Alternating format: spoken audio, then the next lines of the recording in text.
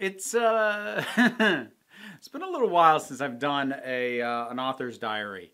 Partly because I've been buried in work, including trying to finish the dang edit of the book that I had hoped to have done months ago.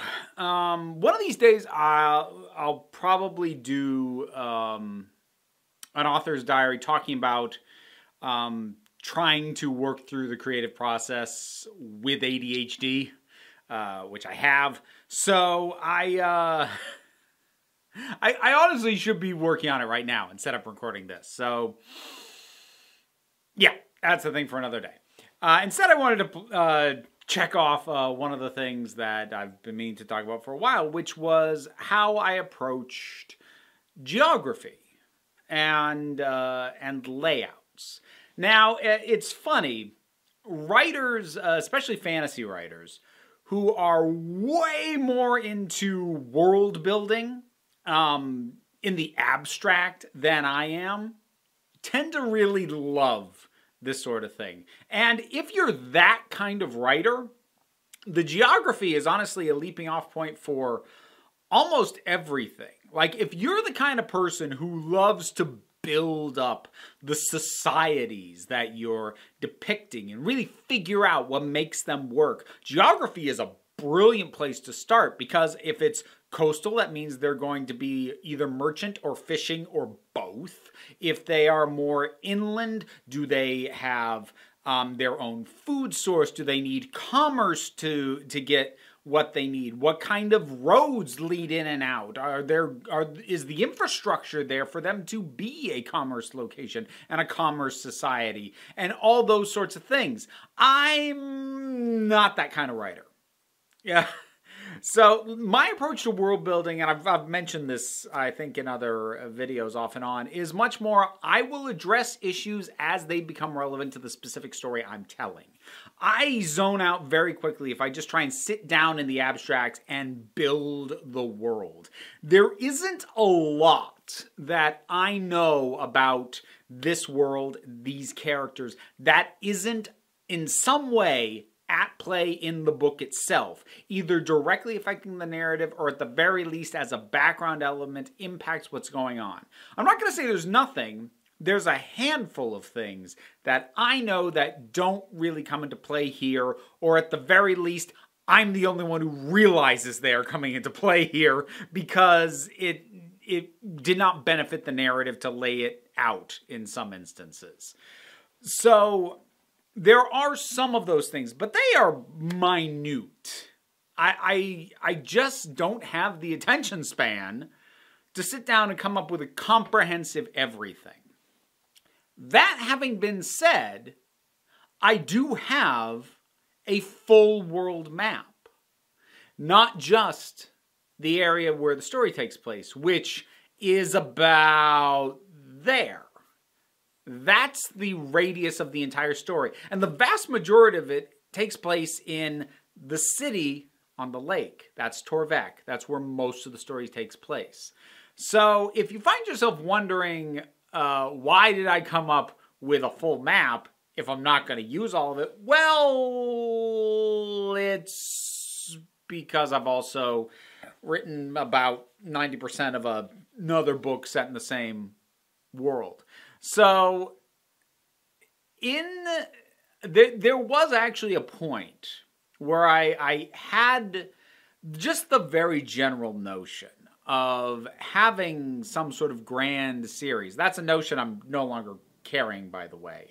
Right now, I've got 2 books in me on this, definitely. A third, maybe.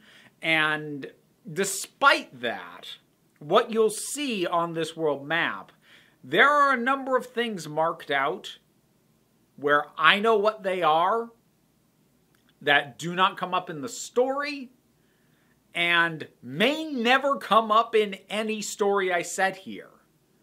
But I still put them there because I think they're neat ideas and I want them in place just in case I ever do anything with them. So that's things like the Field of Stone, the Spire, the Bramble. I know what these things are. I know what their deal is. is. These and other things you're seeing on the map. But I may never write that stuff out. If you're going to have a full world map, you should probably have at least a handful of things that aren't actually going to be immediately relevant. In my case, I've got numerous, cities and universities and campuses of the alchemists all marked out. The alchemists don't show up in this story at all. Torvek's the only major city. We only really see one university, and that's Sagaris. So the rest of it is just there so that I get a sense of this world, that I get a sense of what the lone continent is like. Now again, I'm not the kind of writer who's going to really delve. I don't have even names for most of these places.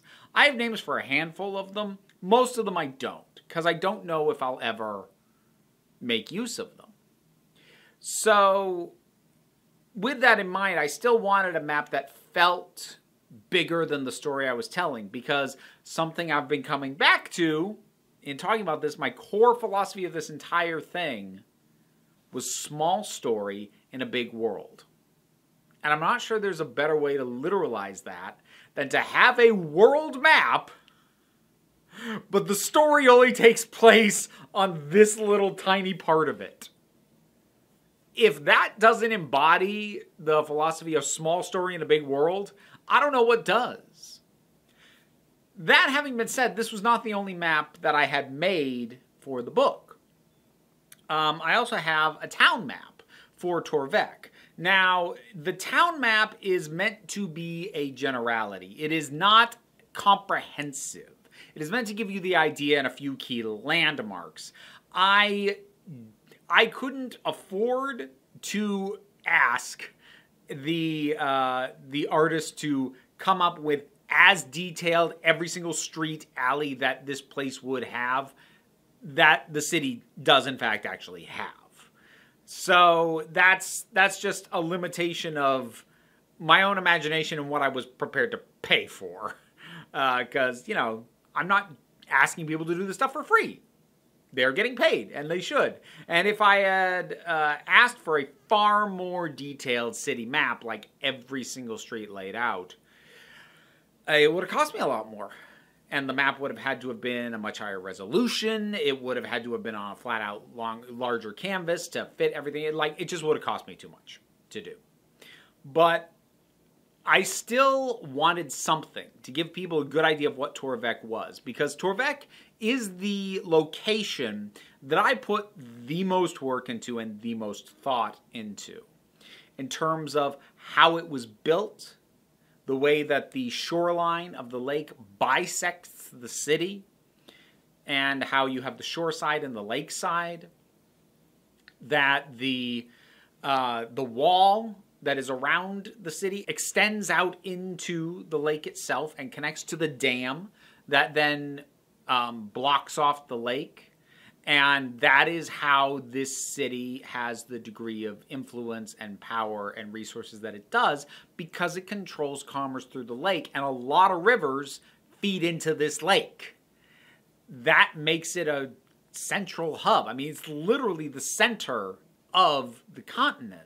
So there's lots of places to branch out. It's really vital to control commerce, control who passes through, what levies or taxes they pay to get through on what goods. That is how Torvek has the power and influence and authority that it does. And it was a lot of fun to think about the way that the city would be built up over time. It's a very vertical city, because once the wall was built, they couldn't expand out. There is a small little hamlet called Bereth, which is outside the main gate, but that's basically, sort of a supply and demand thing. The gates, no one passes through the gates at night, so if people show up after dark, they need some place to be. Well, here's a couple little shops and some inns, and, people make a living. But in terms of when more people come into the city, if the population grows, it can't expand out. The wall's already built. They're not going to tear it down and rebuild it. And instead of building a farther out wall and having it be like a Attack on Titan thing where there's inner and outer walls, everything just goes vertical. The buildings just get taller.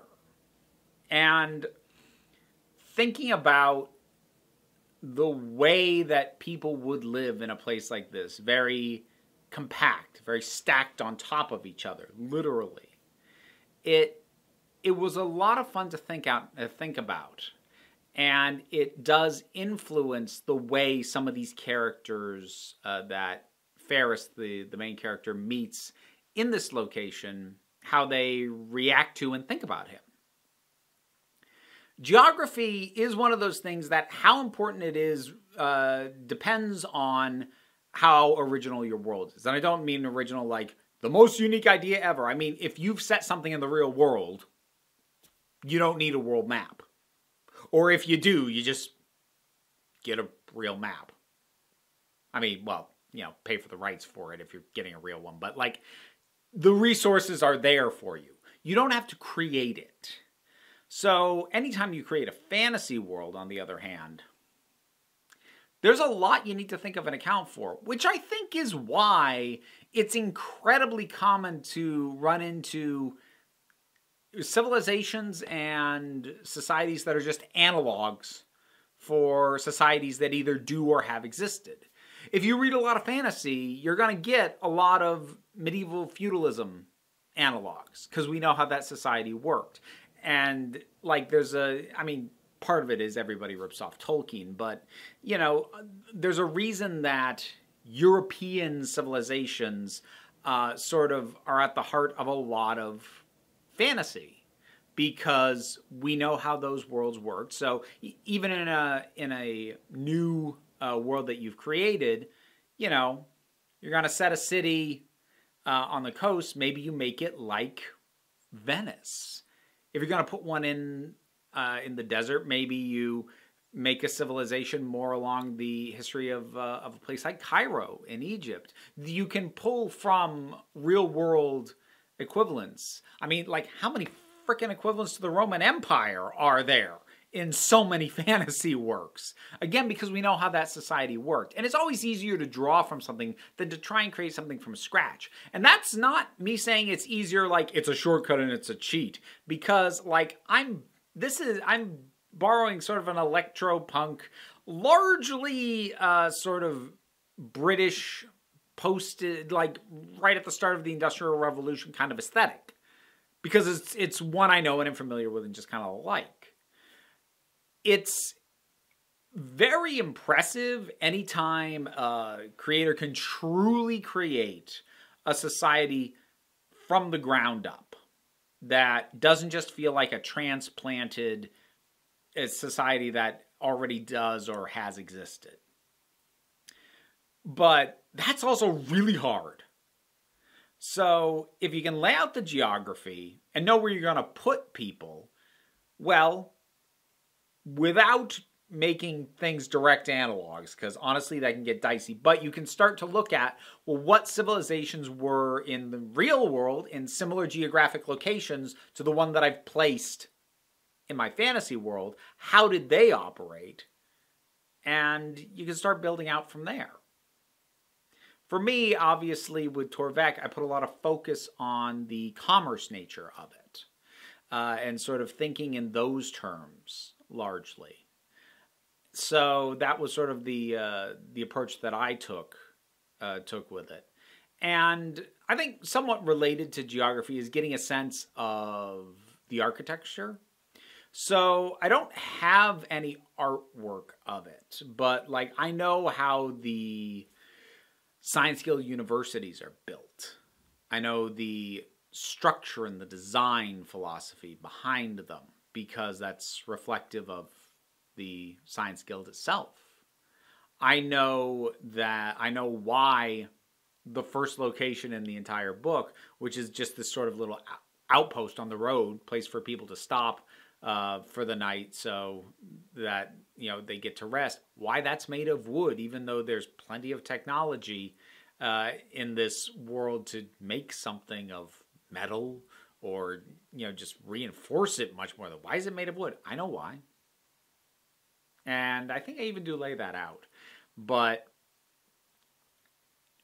and the funny thing is, I had to backfill the reason why that fort is wood.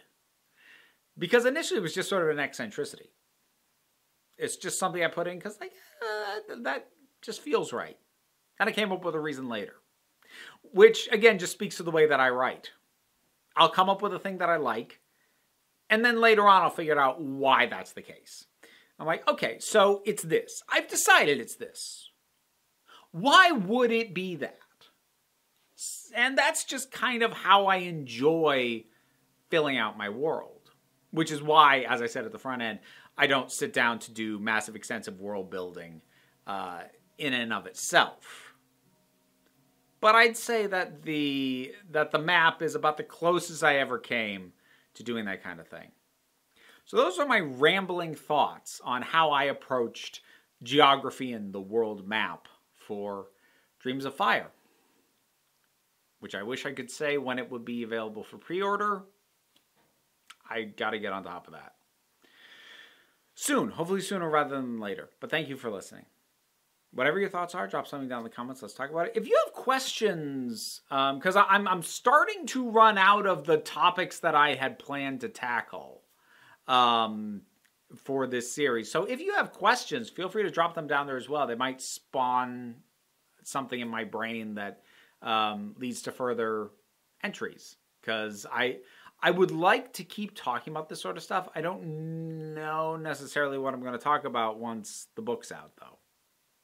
Anyways, if you want to support what I do, I have a Patreon. That is a great help. Even if you can't do that, like, share, subscribe helps me out as well. No pressure, though. We take a relaxed attitude around here, so just come on back next time you need a break.